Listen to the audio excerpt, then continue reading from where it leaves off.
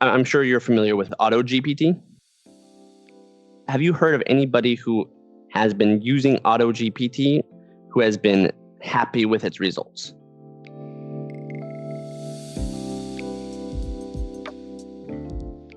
I think that AutoGPT was a marked difference from ChatGPT.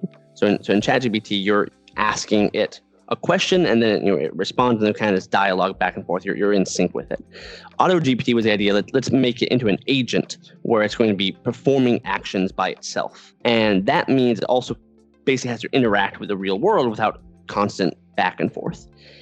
And it had a huge hype cycle, and now that isn't as much part of the conversation, but a lot of people thought it was like the natural next step, and we had already solved the problems that made it practical.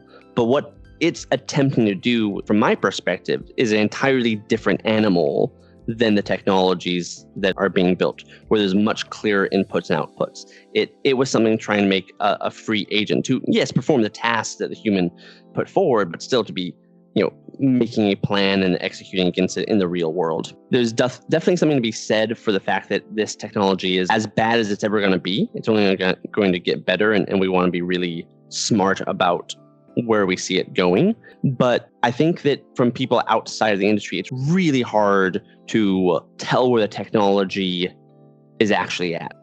Do you know the concept of an S-curve, where it's exponential for a while and then it plateaus? Technically, every physical reality is actually an S-curve if it interacts with physics. The reason why we have some exponential curves that go much further than we would expect is that it's actually a stack of S-curves on top of each other, right? So Moore's law has been successful not because of any particular technology doubling. It's been that very smart people have been attacking the problem from many different angles, solving many different problems. We can all recognize that technology changed significantly even as it was following Moore's law. So in a way, the best thing you could do to keep Moore's law going, if you were attempting to, would be to find a new arena by which smart people could find other S-curves. You would be trying to think of new innovations that would open up new ways of thinking, which would be able to add that in. With AI, I believe that occurred in late 2017 with the white paper, Attention is All You Need, which was a paper that discovered or invented, or however you want to say it, the concept of the transformer. And the transformer was a fantastic innovation that was a way to transform machine learning to be able to look at data in a way that was far more scalable. It could look at far more data far more quickly. It could better understand the data given its context. So it could make leaps of meaning far, far easier. And we have been essentially milking that innovation for the last 6 years. ChatGPT and what OpenAI's idea was, they did not innovate on top of it massively. What they said initially was, let's just throw way more data at it than anybody else. Let's just consume 10% of the internet and see what this tech does. And that was when we got these amazing GPT models, starting with GPT 1, 2, and then they went live with 3 with ChatGPT. They made an interface for it. And so the model was from 2017, but then people are hearing about it in 2022, late 2022.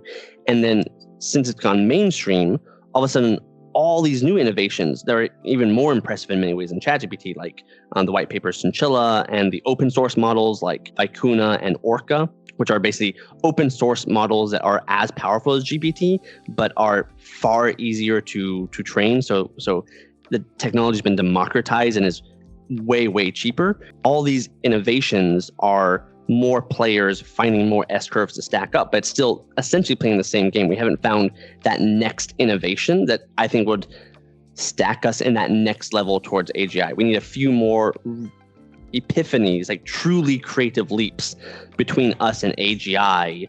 What we have right now is going to run itself dry. But of course, it can be applied to more technologies, and we can apply more ideas to it to innovate it. But it's not going to be that big leap that we need to go to the next level. So I bring all that up to say that predicting where this is going is very, very hard. And I urge people to think about the S curves as opposed to infinite exponential. That was such a great video, and it looks like amazing conversation is happening below. Thanks for watching, and you can like and subscribe.